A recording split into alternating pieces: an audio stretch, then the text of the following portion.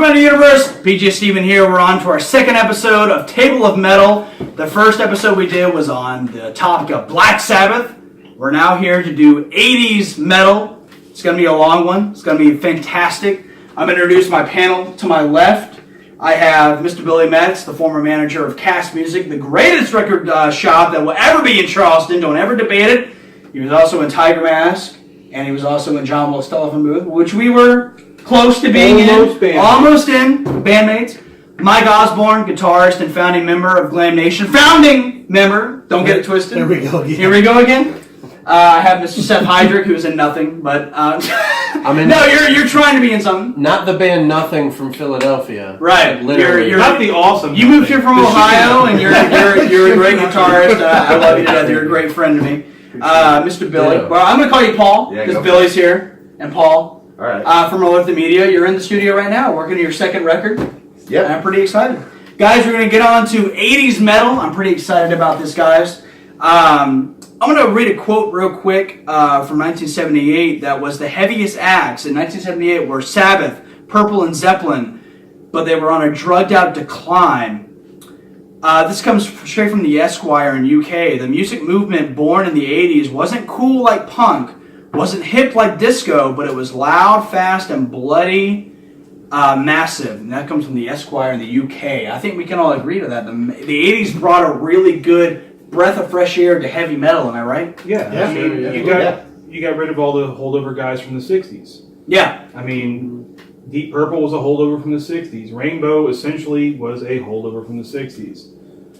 These were all new guys. I agree. You had the Priest change. You had... guys like, the new wave British heavy metal coming on. Motorhead. Yeah, was, the old wobble. As the kids say. Yeah, whatever. We're going to get on to what was the transition like? I want to ask everyone here. Excuse me, because in 1979 you had bands like Spinal Tap, Venom, Witchfinder General get formed. You see Ozzy getting kicked out of Black Sabbath. The first time. Yeah. In 1979, I want to talk to each of you. What was the transition like, do you think, from 79 to 1980? What do you think that there was some sort of event that besides the year moving to 1980, but do you think there was some sort of event that was like, oh, this is 80 is going to be a big deal? What do you think that was? I think disco made these guys say, look, we got to get off our ass and do something about this. That's a good way to look at it, because disco is shit. And then think of about your bands like Kiss. They put out a metal song, or a disco song rather. They put out I was made for loving you, baby. I love that album. You do love that Dynasty. You love Dynasty, yeah. I'm sorry. I think that pissed off a lot of your metalheads. Yeah. And they were like, shit, we need to make our own stuff now. A lot of folks, I'm speaking as a guy who was born in 81, we gravitated, like I was there. But a lot of folks gravitated towards the faster songs on those albums. Like, you wanted Highway Star. You wanted these faster songs. True. So you had this, you wanted Communication Breakdown. You didn't so much want a lot of No Quarter. Right. So the art end that was there, that this only sounds good when we're baked, end of the 70s, starts falling off, and it becomes a lot more up tempo, and I think that drove it. I can agree to that. We said we weren't going to hit punk, but damn it, that did affect it. I mean, Lemmy left Hawkwind and started Motorhead. That's true. Which you can't get anymore, and that only sounds good when it's baked. Yeah. Than Hawkwind. I mean, that's essentially the only time it sounds good. That's a good point. Well, we're going to get on right into it. We're going to bust right into the 1980s, which is my favorite time of heavy metal. To be honest, we're going to start with 1980. A couple of bands that form in 1980 are Exodus, King's X, and Man of War actually forms in 1980. Excuse me, Overkill, Ozzy's solo starts in 1980 with Blizzard of Oz and all that. A couple of things that happened in 1980 that I think we should touch on is Iron Maiden's first record. In my opinion, that was a big deal because that was a really I'm an Iron Maiden fan. You know me, that's my favorite band. But again, I think that's a big deal with the amount of albums that dropped that year, like Heaven and Hell, British Steel, Ace of Spades. But even undermining it was Iron Maiden's first record. What do you think of that? That was I mean, you look at the albums you just named. That Iron Maiden record was faster than all. Sure. You get down to pure tempo and pure how it drives. There's not a bunch of blues rock in there. True. Early Motorhead albums loaded with them. Yeah. No, that Iron Maiden record is just full tilt the whole way. Yeah. It's basically the tempo setter for the entire Phantom of the Opera, like do, like that's good shit. Yeah. Angel Witch drops their first record that year. This is all 1980? Yeah, all 1980. Okay, so I was like 4. So. Yeah, some interesting conversation. Yeah, and also when you talk about Kiss, Kiss Unmasked drops that year, Yeah, that was Broke my heart. Did it break your heart? Yeah, I was a huge Kiss fan. That's what I got started on.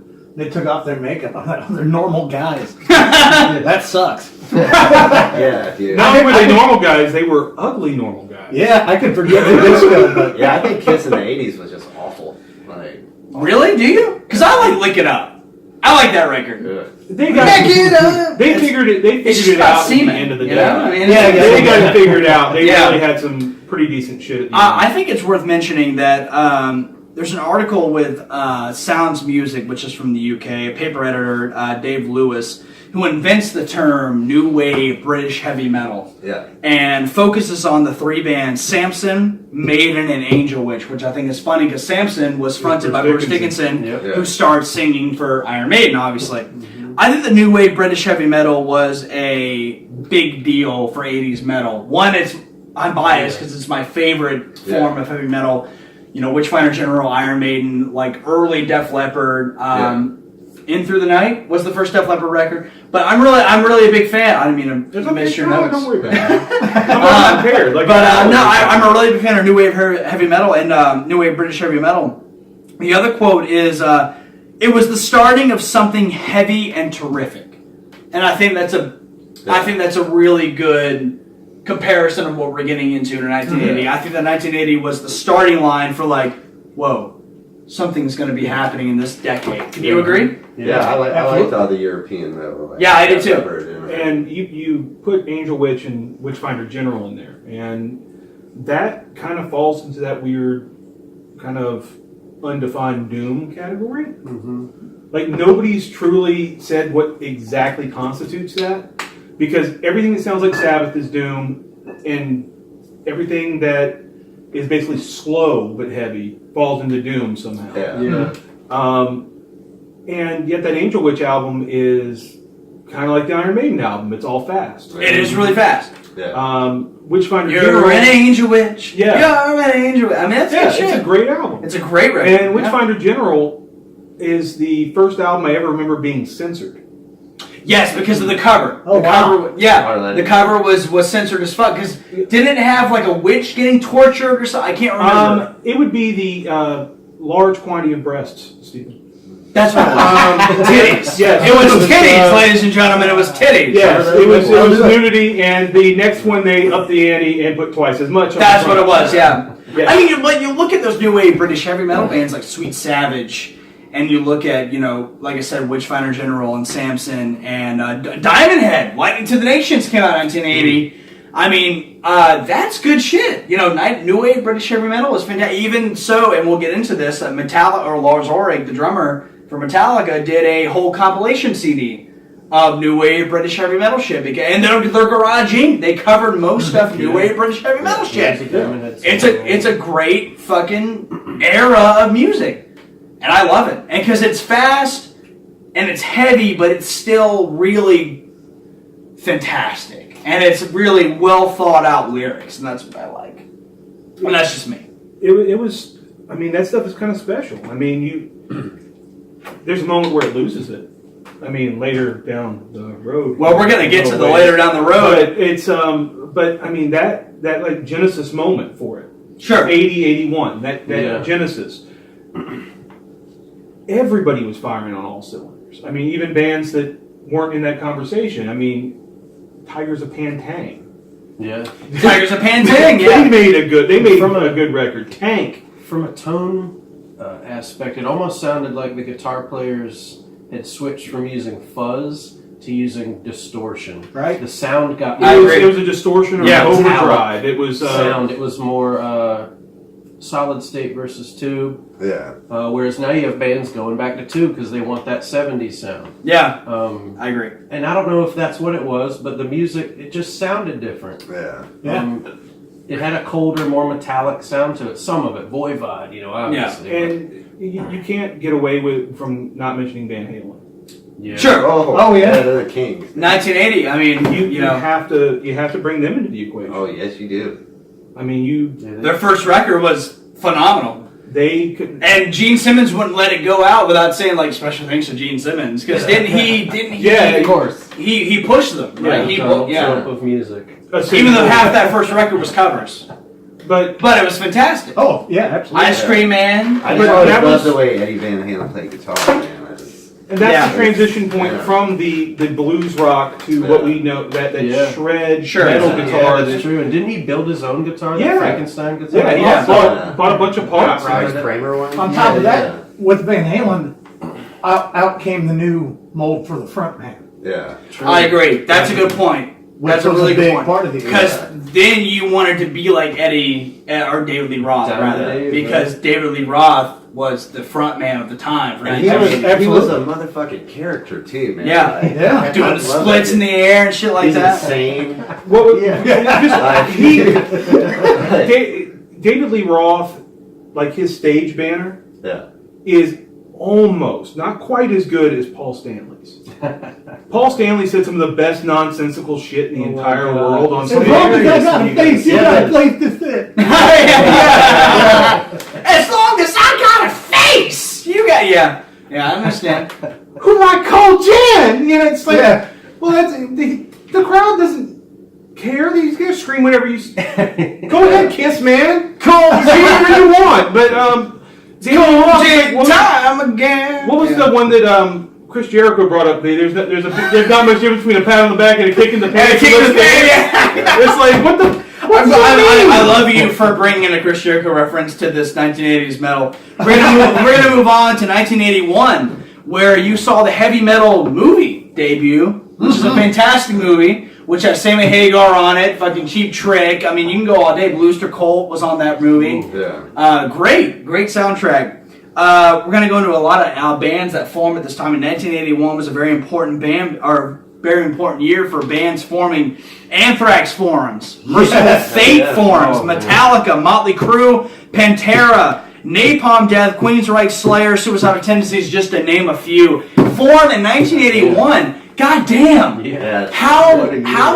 What a year for bands to form and make shit happen. And you look at how far that's going to bring us forward into this discussion. Exactly. Just from that one spot. It still exists. 1981, Mob Rules drops, which is the second record with Black Sabbath that Ron and James Dio has won. Your opinions of Heaven and Hell, I want to know from each one of you. Oh, it's a special place in my heart. Heaven and Hell, really? Yeah. I got to see Dio do that tour, Heaven and Hell, about a year before he died. Really? And he played a lot of the record? Oh my god, it was awesome. Yeah. I mean, it was Iommi on guitar and Butler on bass. So you saw the Heaven and Hell tour. Was Vinny Appice? Yeah, Carmine, I think. No, Vinny Appice. Vinny? Yeah. Yeah, I was getting them confused. Get out of the video. No,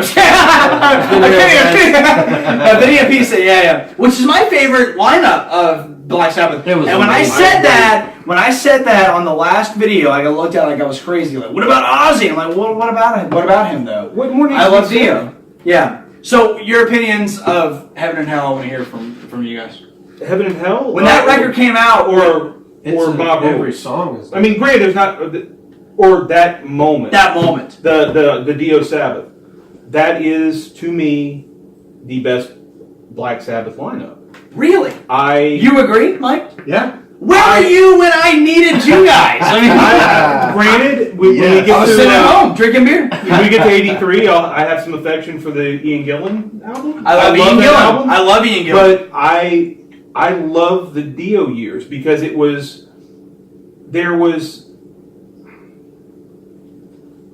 you got the feeling that there was a cogency to the thought behind it. Sure. Whereas some of that Ozzy stuff, I don't know if they were all with us when they made it.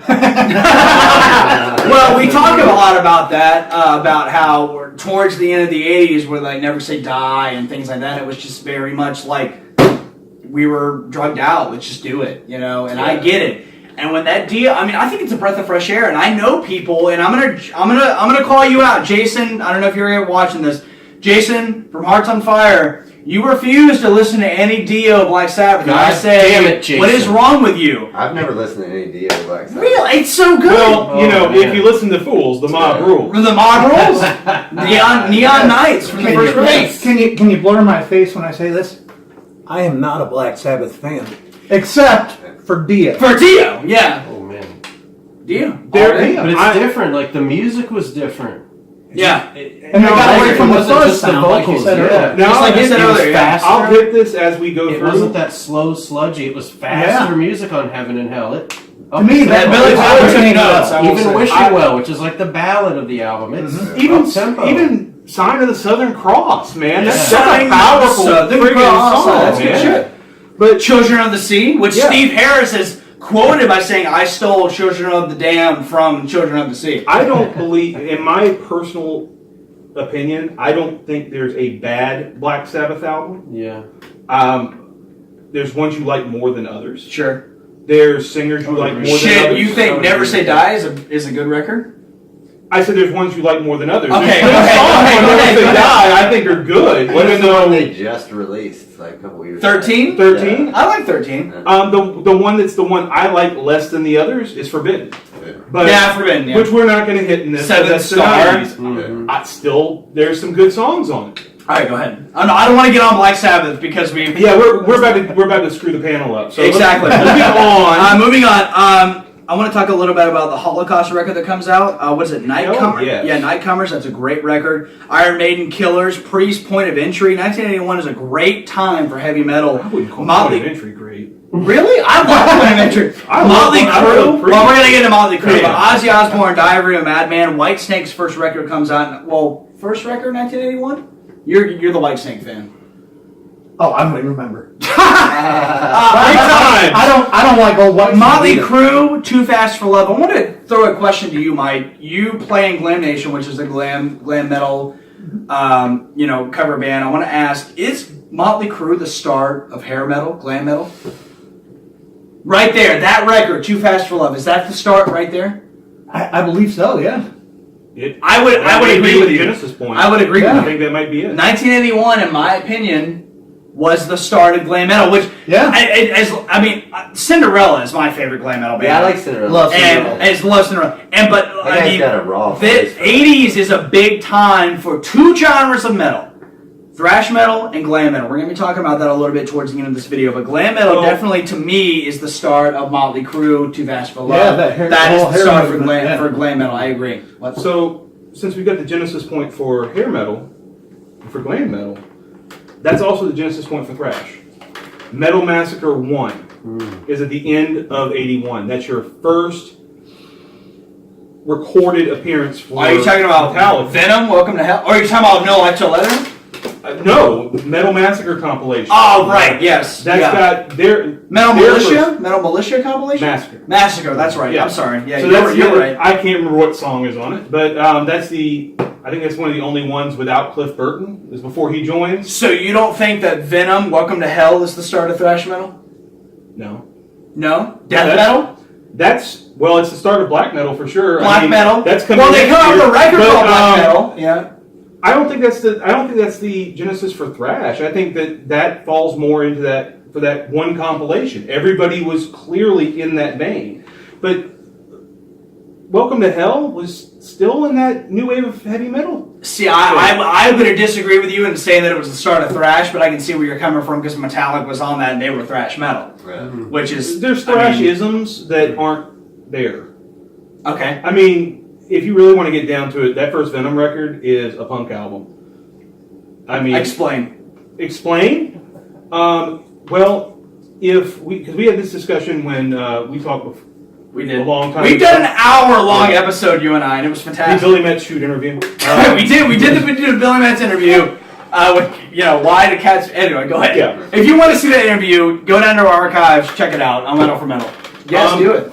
Because you got kicked out of a store for it. Yes.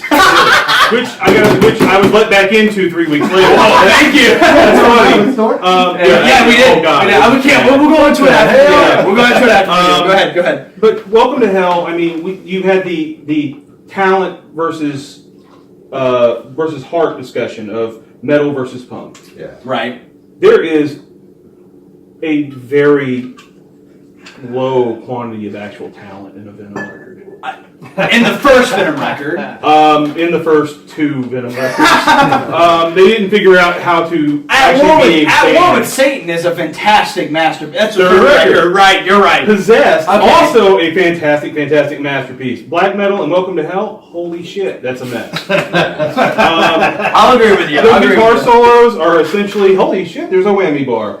I mean, it's just, if you want to make it fast, play really fast. If you want to play slow, play really slow. I'll agree with you. It's a clusterfuck of an album. So, because it's a clusterfuck, you think that it has some characteristics of punk? Yes. I can agree with that. Which is go back to what you said. The difference between punk and metal is talent. I don't mean to So put he was the you guy who said that brought that conversation up. All right, There are what's up, punk man? bands that are extremely talented, but for the most part, like punk is easier to play than metal. I agree. Yeah. I agree. It's And you're more selling the song with vocals and stuff like that in punk rock. That sounds like going to metal. Slowrock. That's the one thing I didn't really care for about metal when I was growing up was like all the showmanship of leads and stuff, and like my ears didn't find it that palatable. Yeah. You know, so See, now You that's what drew me in. that's Yeah, what drove me. you to like punk, dude. simple. I like straightforward messaging as Sure. opposed to like. I get that a lot of the stuff in metal is really talented, but my ears don't completely enjoy it. Sure. You know. Okay. Well, another thing that happened in 1981 is that Paul Di'Anno from Iron Maiden gets fired for a coke problem, and Bruce Dickinson takes his place. What was the problem? Yeah. Coke. So Bruce Dickinson replaces Paul Di'Anno, and we see I think a better Iron Maiden, in my opinion. Oh Yeah. We're gonna skip on right ahead to 1982. Some great bands form in 1982. I think Armored Saint forms, Corrosion of Conformity, Death Angel. Dio starts his solo performance as he gets fired from Black Sabbath after Mob Rules. for the first time. For the first time. Yeah.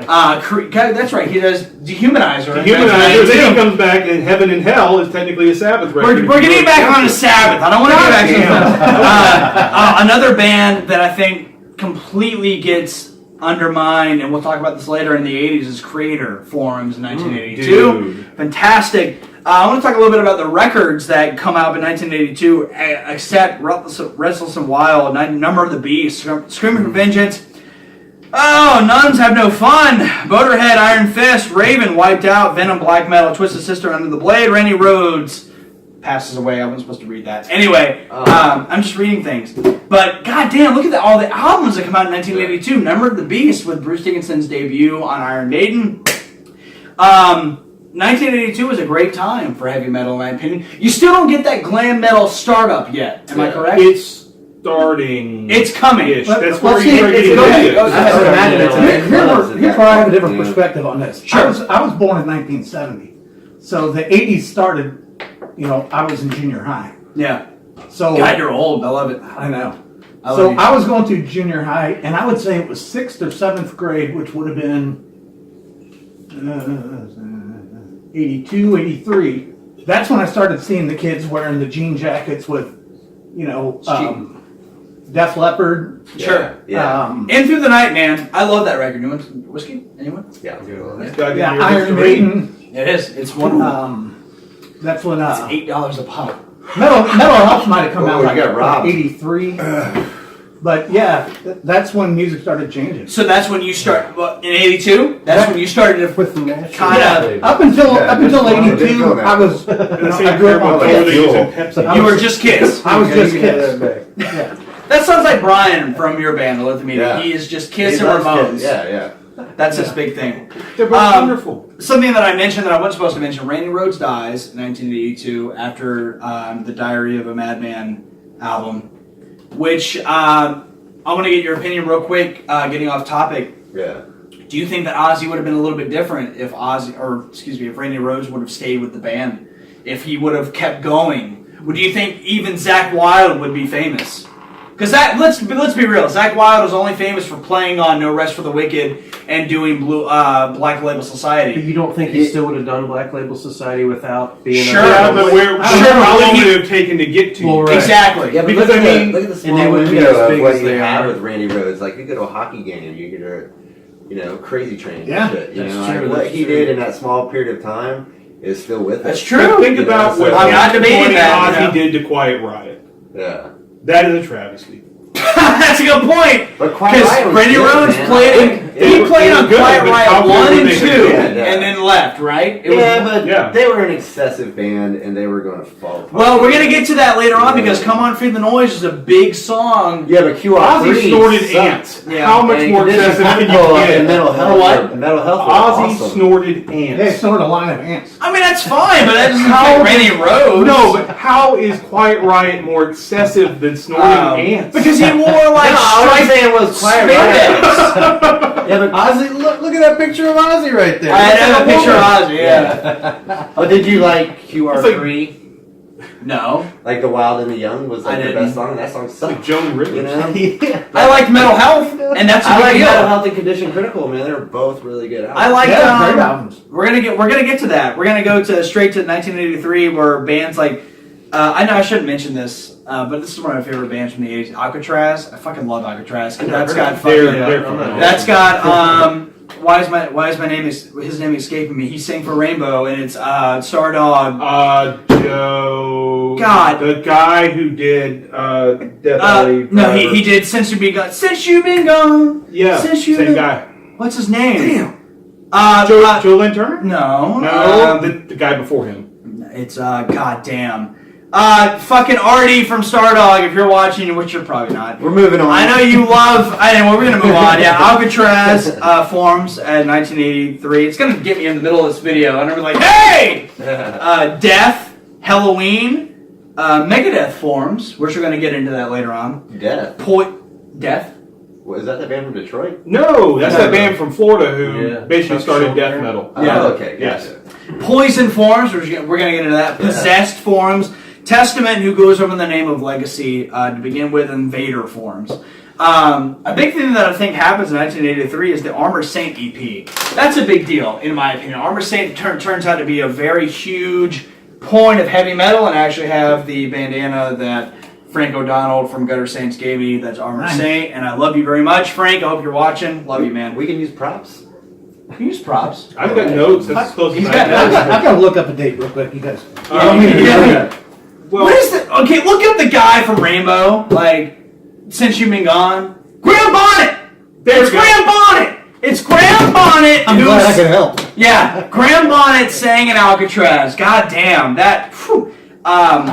Anyway, Alcatraz also No Parole for Rock and Roll came out, which is my favorite record from 1983. But Melissa from Merciful Fate comes out Yeah, that so I year. listened to that on the way over. Hell here. yeah, Dio, Holy Diver comes out. Doc and Breaking the Change, which is, would you consider Doc and glam metal? Rockin' No. like Doc. Hair metal? It depends on the album. If you're going by hair, Yeah. it depends on the album. Because Breaking the at Chains? one point, George Lynch had some hair. Sure. Yeah. By the time they were Do you making think, like, the Tooth and soundtracks Nail, for like, Tooth Nightmare and on Nail Elm Street is- and stuff, they were but they were glam. just metal. Like, They were between glam. Kind of like Armored Saint. They were. I think they did. They metal became glam. Like, Yeah. You know what I'm saying? Like they were like, "There's money in this." Well, a lot of glam people. shit. I mean, wouldn't Yeah. Rad have come out the same year? Like that first. Well, Dude, Right. the first two albums, that EP and that first album. what is the first, Out of the Cellar? Or is Out that of the their Cellar is the second first album. Yeah. The first EP is just self-titled Rad. one? Right. I remember that. Dude, those were good. Oh Yeah. yeah. I don't don't Rad. care. I like They Rad, wanna too. go you Rad want. is so easy to like because they're catchy. They didn't Yeah, it suck is, until Detonator, and then Yeah, there's no Detonator's hope for right. them from there.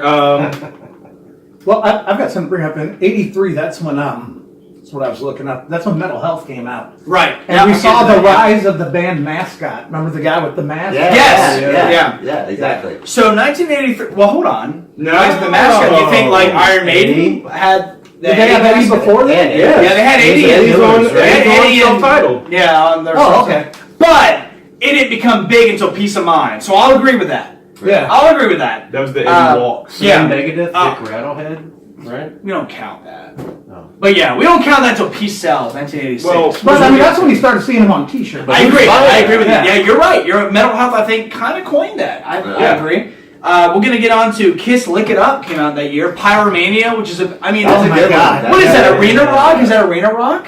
Pyromania, or is that glam metal? To me, it They're almost glam. You're right. They're glam. I say they're glam. Def Leppard. I just think they're a really good rock band. In my I opinion. kind of Yeah. they factor into that new wave of British heavy metal, but then they just They become do. They don't seem. And then they get out of it. they are just the kings of well arena rock. structured Yeah, But they were so centered Paladins around and Joe Masses, Elliott and how you know, good looking like he this. was. He was. Yeah, and they were, they all way overdressed. They were heavy metal Duran Duran in their own Yes, way. yeah. exactly. That's awesome. I mean, I love you for brilliant. saying that. I love you for saying that. Also, what came out that year is "Peace of Mind" by Iron Maiden. Of course, "Where Eagles Dare," The time Revolutions, when Blue dinosaurs Trooper. roamed the earth. Of course. Quiet Riot, Mental Health, we talked about that. Slayer dropped their album Show No Mercy, which I think was different than everything else that dropped that year in '83 because it was heavier and a little bit. I think that was the introduction into death metal, if you don't mind me That saying. is probably the closest you're going to get to a genesis point for it. Yes, I agree. a point where it originates. Shout at the Devil came out by Motley Crue that year, which is Yeah. is that That's still it. glam metal? Yeah. Yeah. Is Shout at the Devil! I think it's glam metal because they look glam, but Yeah, the yeah. record That rocks. record was heavy. That's That kind of where record the was really glam fucking heavy. aspect comes Yeah. in because "Too Fast for Love" is Yeah. I pretty must have straight. They're only glam because of the balls to videos. walls. Yeah. Yeah. I must have liked it really well because I actually wrote it down My twice. crew, like, it I was don't know why. Theater of Pain where I was just like, they're glam as shit. Yeah. Yeah. Yeah, like. What was the that, music uh, wasn't that Liner great. What was the song? Yeah, bandanas. What was the, and what was the yeah. ballad? It was the heavy ballad that they have. It's the That album's also the origin of the Home rock Sweet band. Home. Home Sweet Home. Was that on Theater I mean, you Game? look at Or was it, that man. on? I mean, Was that they on are Theater still- Game? Yeah. I made a like big ridiculous. impact on me as a kid though. Like We're gonna move on to "Bark at the Moon" was in that year, which had Jake E. Lee on it, which I think is one of Ozzy Osbourne's underrated guitar players. Very underrated. Oh God, I love J.E. Jake E. Lee is fantastic. We're gonna move He's on. also in what was the other band? Badlands. Badlands. Yeah, Jake E. Lee is a fantastic guitar player, but who we're gonna move on to. I just saw something about him on Facebook today about a new band that Jake E. Lee. Yeah, Dragon Cartel. Yeah, exactly. I want to go to that. It's funny you say that because I really want to go to that. The most important record, in my opinion, that came out in 1983 was Metallica, "Kill 'Em All." yeah. I don't think you can dispute that. Yeah, and that's what I have written down last. Some important events from this year are Dave gets kicked out of the band, forms Megadeth. They go on to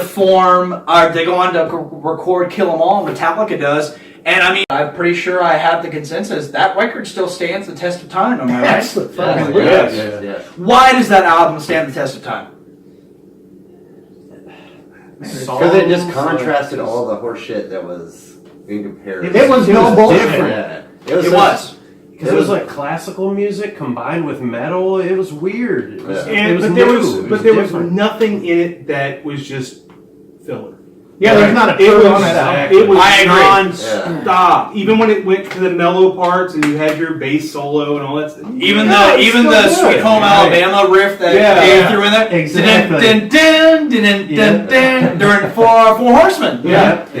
Exactly. Something else that happened in 1983. Come On Feel the Noise hits number 5 on the top 100. That's the first Yeah, time that's ever all any huge. heavy metal song has hit the top 100. I think that's a big deal for Quiet Riot. So let me ask you a question. Do you think that would have happened even with Randy Rhoads still in the band if he hadn't have hit Ozzy Osbourne? No, I think they would have. Yeah. I don't know. I don't know if they would have written as simple songs. I think their songs probably would have evolved a lot. They didn't write that. Right. Oh yeah, that's That's a cover. yeah. It's a good point. But, seriously, I mean, but recording a cover doesn't matter. Slade. Slade. Yeah, Slade, yeah. I don't think they would have gotten as big as they did with Randy Rhoads. Is what I'm Yeah. saying. I agree. I think their I can songs agree would with have that. been less accessible to the masses. Yeah. Makes sense. Well, they're kind of They were pretty much a Well, Slade that- cover band. in that regard. Yes, but in that regard, that's kind of the beginning of what we're going to get to a couple years down the road, where you hit the Bon Jovi mark, where there's That's where it's- Mike starts getting a smile. Where's at the Bon big Jovi. chorus? It's was it the "Don't Bore Us, Get to the Chorus" thing? The hooks. That's The hooks, yeah, That's most definitely. That's kind of the beginning of that mentality. Yeah. And something that you said that I wanted to go back to was you mentioned Merciful Fate. Yeah. This is as close as you will get to the beginning of black metal. 83 is the black metal album. That's also the first Celtic Frost album. It is. That's the first Bathory album. That's Scandinavian Metal Attack. Oh, So that's as strong of a beginning for black metal as you're going to get. No. I like myself too much. It's terrible. It is really bad. And this is tin high, by the way. This is what the Tin Roof is. Their house liquor. whiskey? Yeah, it's Is it bad, better but I than love it. Williams? It's worse. Dude, take a sip. Take a sip. Good, man. Okay.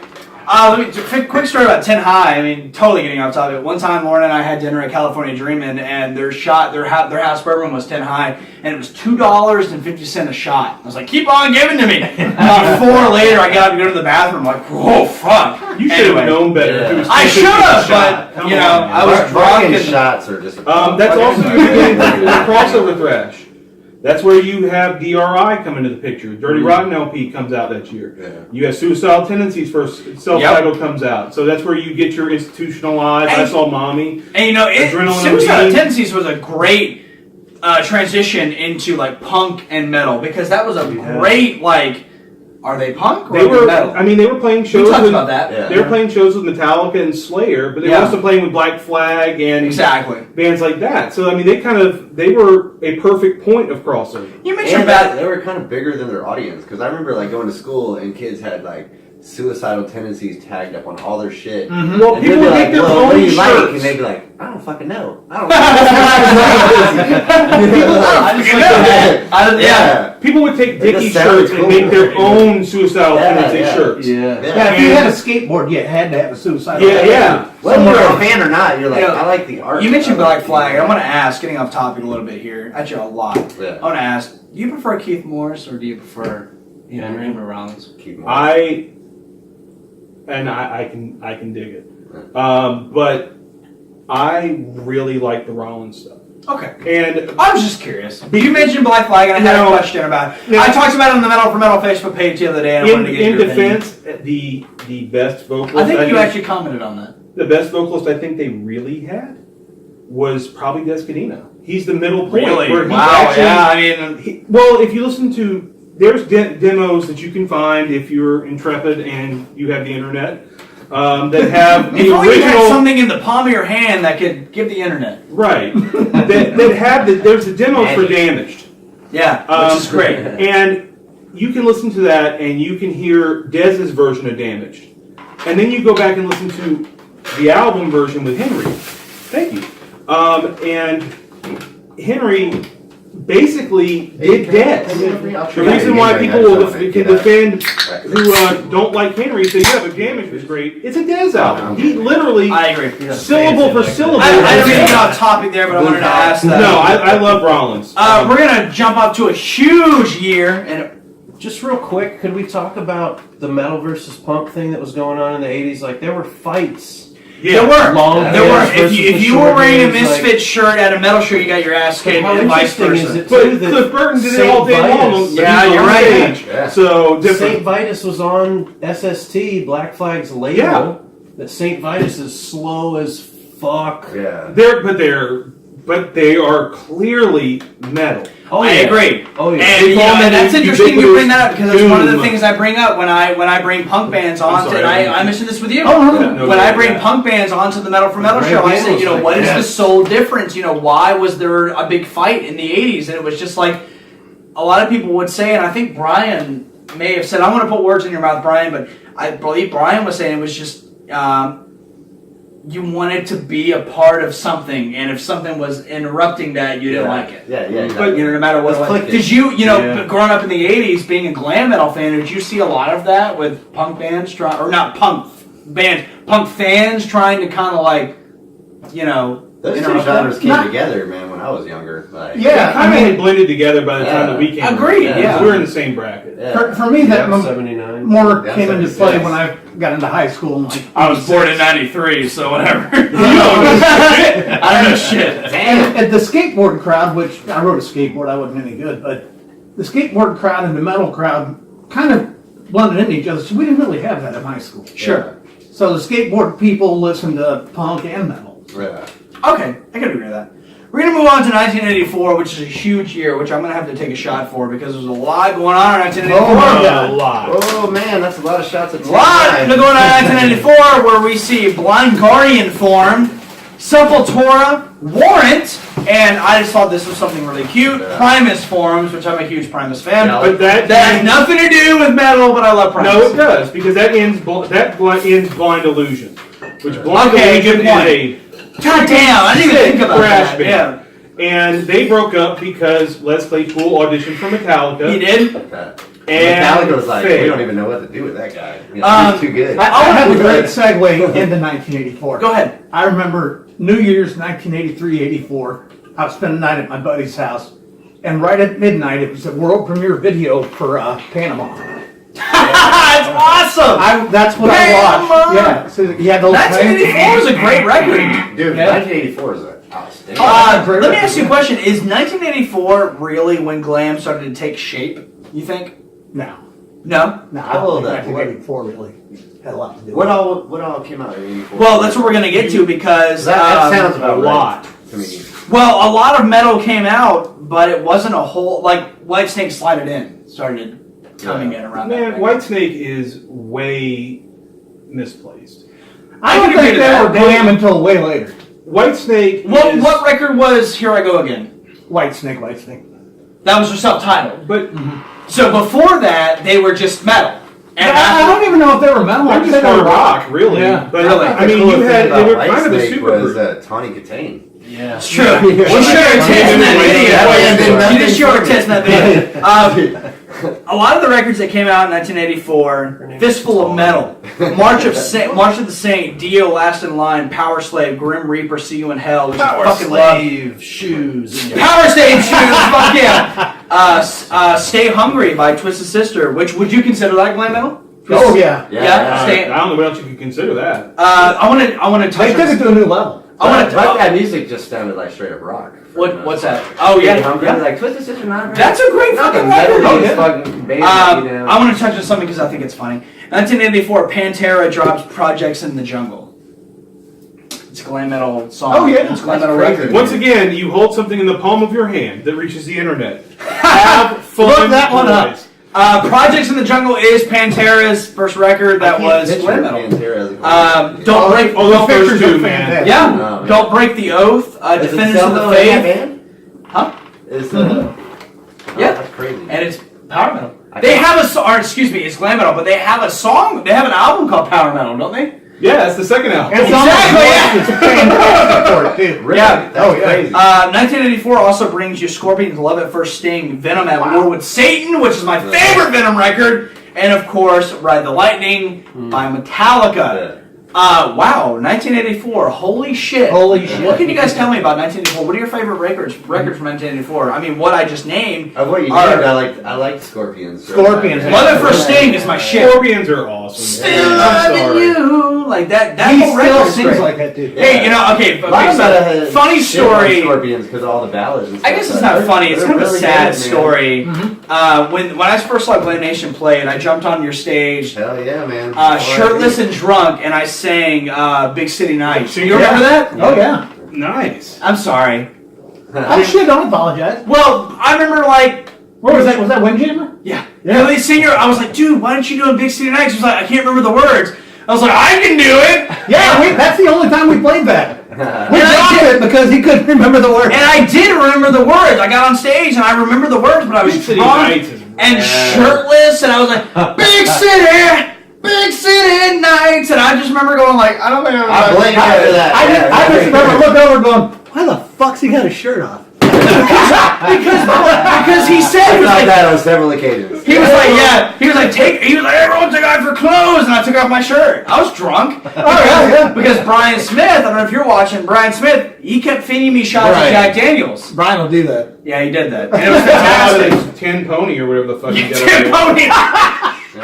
And I was drunk as a skunk. And I'm drunk as a skunk, and I'm shirtless, and I'm singing Big City Nights. It was one of the greatest nights of my life, so thank you. Oh, you're welcome. But I remember getting off stage going, I wasn't that good. But You messaged me. I don't know if you remember this, but you messaged me. You're like, "Hey man, that was really cool. You coming on stage to Big City Nights." I was like, "That really opened my self-esteem." So thank you. But yeah, man, Love at First Sting. That's a great record. I love the whole side B, man. Like, it goes from Big City Nights. It goes to God. What is the song like? Rocky Like a Hurricane on that one? That's on side A. Side B is Crossfire. Living in a Crossfire. That's later. Yeah, That's later. That's like that's a great record. I really do like the whistling in Winds of Change, though. I do too. I like Winds of Change. It led the way for Patience, which is the best whistling ever recorded. Oh man. I don't know. Paul Simon. Me and Julio down in the schoolyard. That's my favorite You whistling. ever try to whistle on cue in a song? I can't whistle. I can't whistle. So You just kind of, it's like, you just kind of freeze up. You can't. Yeah. I can't I think whistle. it's a great at all, idea. My You favorite have album to- from you have to do it '84 on is cue. Napalm Death Scum. So. That's a great record. That was their first record. That's their first That's record. a great record. That's the beginning of grindcore. I That's agree. also kind of I agree with your that. beginning of the blast beat becoming a real thing, even though it's done before that. But But this done is after when it that, became. But you have, like Napalm Death and Carcass and Bolt Thrower and Insect Warfare. All those Goddamn guys were Carcass, actually dude. real at that time. Godflesh is at that point. But Scum is amazing. It's so oversimple in its execution. Like it's a punk record when you get down to it, but it is ridiculously heavy. I agree. Oh, yeah. Napalm Death. Yeah, I agree. I want to talk a little bit about Ride the Lightning, which is Metallica's second record. My favorite Metallica record. There's only two acceptable answers to that question. What's your favorite Metallica album? Is Ride the Lightning or Master of Puppets? Master Yeah, of Puppets. and You- Ride the you Lightning to only me is accept my one favorite. answer. And Justice. Fucking just kidding. Really? He's like, really? I was gonna say, Don't hit me. We're gonna get into 1988. Man, I was happy I made a new friend tonight up until now. Everybody loves Saint Anger. Ride the Lightning, man. Oh, was so Jesus. good. I think that record That is snare fantastic. sound, bro. That That's just straight snare. up trash can. It's like a paint bucket getting hit with a hammer. It's amazing. I can't believe a producer who made it through that album was like, "Yeah, we're gonna stick with that." Yeah, that's the guy who produced porn for 20 years. Yeah, I mean, what does he know? Let's get into Ride the Lightning. Ride the Lightning. What's your favorite song of Ride the Lightning? I want to ask. I mean, mine is the title track. Doo doo doo doo. Yes. That riff is retarded good, but also Call of Cthulhu. I mean, as an instrument. I love that. What do you There's think? just nothing bad on that album either. True.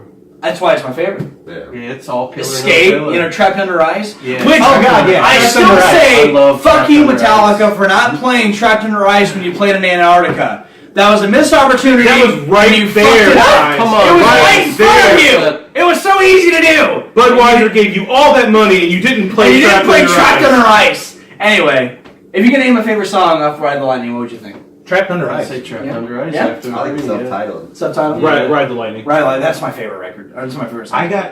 I used to work security at the House of Blues in Cleveland, and I was handpicked one of two security guards to work the party when Metallica got inducted into the Hall of Fame Oh, in crap. Cleveland. Badass.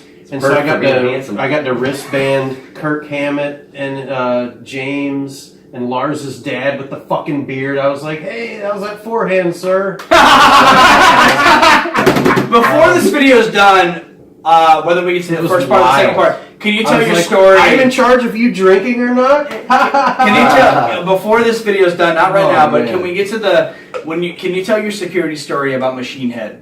Oh, Not yeah. now, but I'm gonna- eventually. I'm going to give you an entry point in about 1987. But eventually, So, can don't worry, you? guy. I would gladly Something tell else that story. happens during 1984, Def Leppard drummer Rick Allen loses his arm, and Doesn't lose a friggin' step. exactly. Can we I talk think he about got that? better. Man, Def Yeah. Leppard.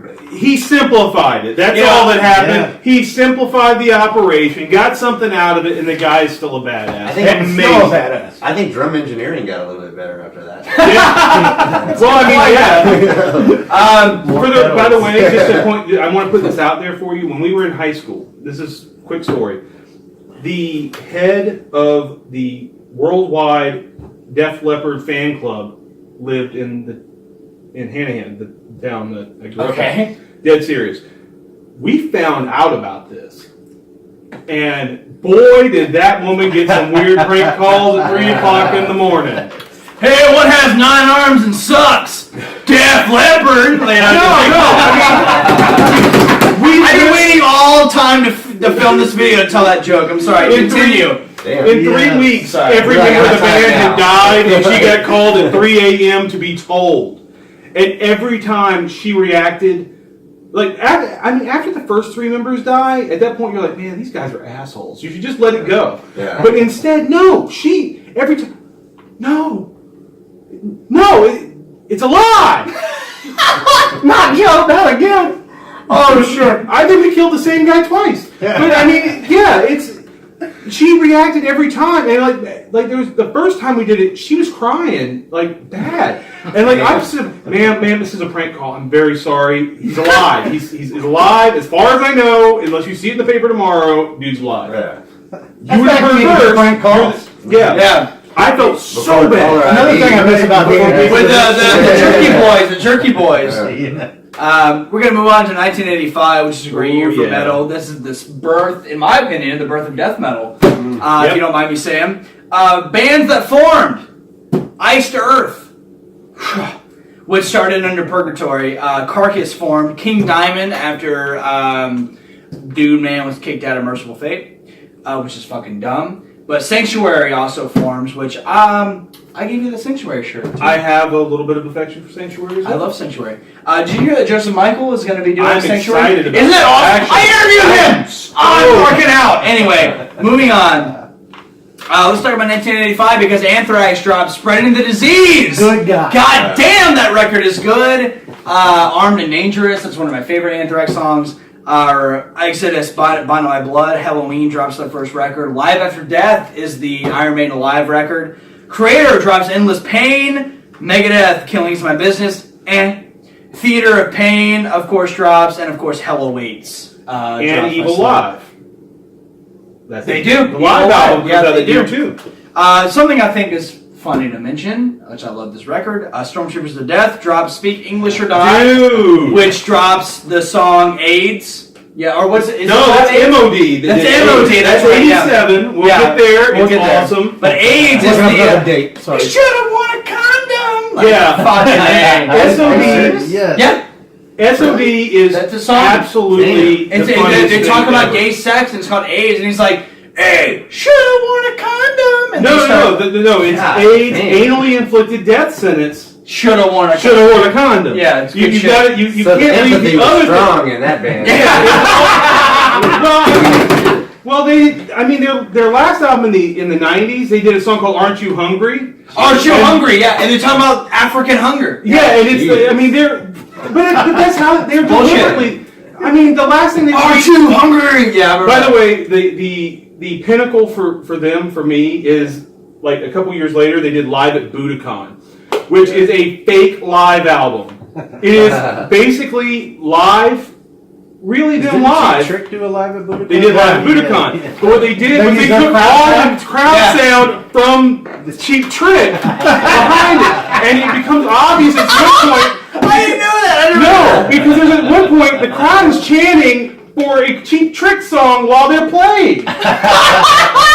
And it's a little inside joke, and you didn't notice. And Glam Nation is so doing that. Yeah. Glam Nation live at Budokan. Oh, I think brilliant. My sound taking that. Do it. Cheap trick. Let's get to, before we get on to the main topic of 1985, I want to talk a little bit about, talk to me, Billy, about the introduction into death metal. What sparked that? Slayer? But, Hell Awaits? well, not Hell Awaits. Well, definitely Hell Awaits, but I mean, Slayer in general is what begins that term. Sure. So we can start that back a couple years, but we're getting there. With their EP, Haunting the Chapel, and things like that. You have them, and then you have Bathory, you have Napalm Death. Possessed, Dark Angel, Possessed, Death and Angel. then 85, you hit Possessed, Seven Churches, you have Dark Angel's first Seven album. Churches is so good. Death, which was Manus at that point, their first stuff comes out, the first Morbid Angel demos come out. So you really start getting that. And internationally it starts happening because Mayhem and Morbid start happening. Yep. You have the beginning of Entomb start happening at this point. it's all branching off of Slayer. Slayer in '83 is the heaviest thing in the world, and quickly after that, everybody's trying to top it. So would you think that Slayer is the start of death metal? Yes, without Not thrash metal. I don't think Not the start of thrash metal. No. They're clearly thrash to me, But they're the start they of death are metal. the start of that. I can agree to that. I don't think that you have a better point of entry than that. I mean, really. Point of entry, Judas Priest. You don't like that album, and that bothers me, but that's okay. It's not that. More honestly, We're going back a year, Okay, a couple of years. More back. honestly, Judas Priest falls in that category with Sabbath hitting the bad note. There's albums you like more than others. Yeah. Sure. I don't like Turbo. Turbo. I don't I don't like Point of Entry. I can't do it. It's fun. I also It's don't like fun. Ram It Down. I like Ram It Down. But I love Defenders of the Faith. I love Defenders. Like to no end, and we just missed that in '84. But I mentioned it. you did? Yeah. You were just talking. I'm a dick. I mentioned Defenders of the Faith. I had it written down. Before we get on to the big topic in 1985, I want to talk about Chuck becomes the singer of death, which is a big deal because Chuck is one of my favorite frontmen. But the big thing that goes on is that the PMRC is trying to take over heavy metal and trying to put on the parental advisory for Which all the leads metal. to the funniest congressional hearings ever. Your boy, Is that- D. Snyder. Tipper Gore. From Yeah. from Hey, Twisted Frank Sister. Zappa and Joe Opera, it's amazingly fun. I Dude, did love it my Jello first Opera. year. I was not going to talk about anything. My first stand-up oral report was 7th or 8th grade on the PMRC. And I got, in my report, I got to say fuck. I got to say shit. Yeah. It was great. awesome. Rock and roll ain't Rock good and pollution. roll. The PMRC, which I can't remember what it stands for, Parents. Musicians Musicians Resource Center or something. Either way, they wanted to put on the parental advisory, and they wanted to stop heavy metal and things like this. It was a lot about Satanic Panic. Yeah, it was. Yeah, But it always does the exact it was Al opposite, where you're Gore's like, wife. Oh, these kids be like, Yeah. It was Al Gore's wife, correct? Yeah. There you Al go. Gore. And she was very much against, and a lot of the things that she like went against. There were 10 albums that were the main PMRC 10 albums of death or whatever it was called. Yeah. That's not what it was called, but it was something like that. Number of the Beast was on there, and for some reason, Twisted Sister's record was on there. and that- they poked the wrong bear with that one. Because Yeah. D. Snyder, Yeah, he guys, ate their lunch. September 19th, 1985, D. Snyder gets in front of the hearing in his makeup, his long hair, his tight jeans, tight t-shirt, and has a fantastic speech giving to the PMRC about how it's all bullshit and about how this doesn't make any sense and how blah, blah, blah, blah, blah. And ends up winning the trial. The PMRC ends up dropping their case and ends up putting on just a little bit of, violence on the record? Isn't that what it happened? It used to be contains violent imagery or, yeah. Explicit lyric system. Tipper Gore! That's Yeah, what it was. yeah. Thank you, Tipper Seth. Didn't we already say that? Yeah, there you go. The RIAA, that's what it was. D. Snyder was very much. He's They weren't expecting him, so they didn't even prepare to have somebody come in. They Well, they didn't think any of these people were intelligent. No. Yeah. They Oh, specifically They were wrong. they specifically pointed to the song "Under the Blade" by Twisted Sister, who they said was about suicide and cutting yourself and things like that. What Twisted Sister said it's just about going into surgery. Yeah. Literally, it's what I wrote about.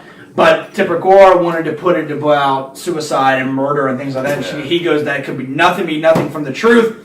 I think 1985 is a great year for heavy metal because it's pretty much said fuck you It's a to. turning point year. I agree. And Dee Snider said, "Thank you to Tipper Gore for assuring we sell an extra 100,000 albums for Yeah. having that." And- sticker. Yeah, Agreed. Escalator became the I want that kind Yeah. of thing. Agreed. And she actually basically left metal alone after that for She a little did. while. Because she realized how stupid she was. She got her ass handed to her. Well, And it gave you the license to be as filthy as you wanted to. Absolutely. So now all you needed was a sticker, and you could fucking say whatever the fuck. That's you how wanted. let the media gets over. But that's where she comes back in is when she starts trying to get to live crew. Yeah. Once she found rap, she had a Yeah, boogeyman. yeah. Yeah. And she left And metal then with the alone. body count. Well, and fine, the because- album, I mean, And of course, right when that happens, we come up with Cannibal Corpse. Yeah. So Whatever. 1985, I think, was a very important year for metal because of all the bands that were formed, a lot of the albums that came out. I mean,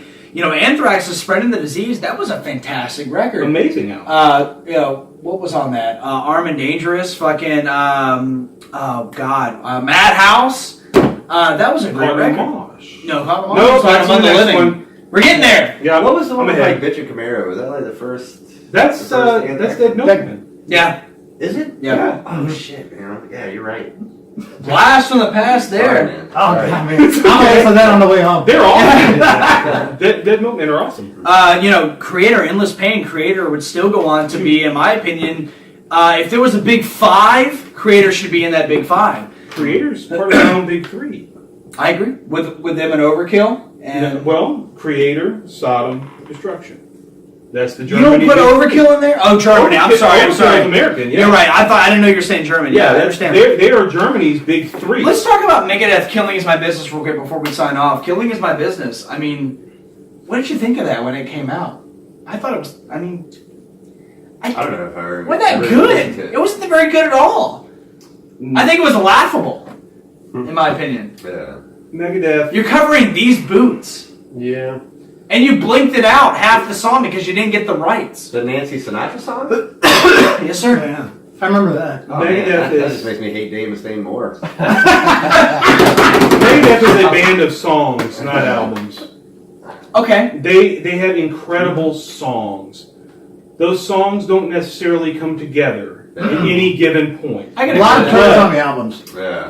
The Rolling Stones are the same way. Yeah, The Rolling yeah. Stones are a singles band. I think Megadeth is kind of the same way. Yeah. So metal doesn't really work on a A single. lot of bands fall into that Yeah. category, though. But I think Megadeth's in that. Yeah. Where it's just A lot of new bands especially fall into that. Yeah. Yeah, you agreed. Well, guys, we're going to get on to 1986 here in a little bit, but first we're going to sign off here for the first episode of Table of Metal. Thank you guys for joining us again. We gotta pee. Yeah, we I got gotta to pee. piss so bad. Thank you guys so much for joining There's us. gonna be a line. Stay tuned in a couple days next week for the episode 2 of 80's Metal. Again, it'll be the same panel: Mr. Seth Heydrich, Mr. Billy, Paul. Yeah, call me either one. You're I Paul gotta pee. Laughlin, Mr. Mike Osborne, Paul. Mr. Billy Metz, and I'm PJ Steve from Metal for Metal. Thank He's you peeing in the guys. yard. Thank you guys so much. Thank you guys so much for joining us. Metal for Metal. Stick guys next week for the Table of Metal part 2 of 80's Metal. Thank you guys very Part much. 2.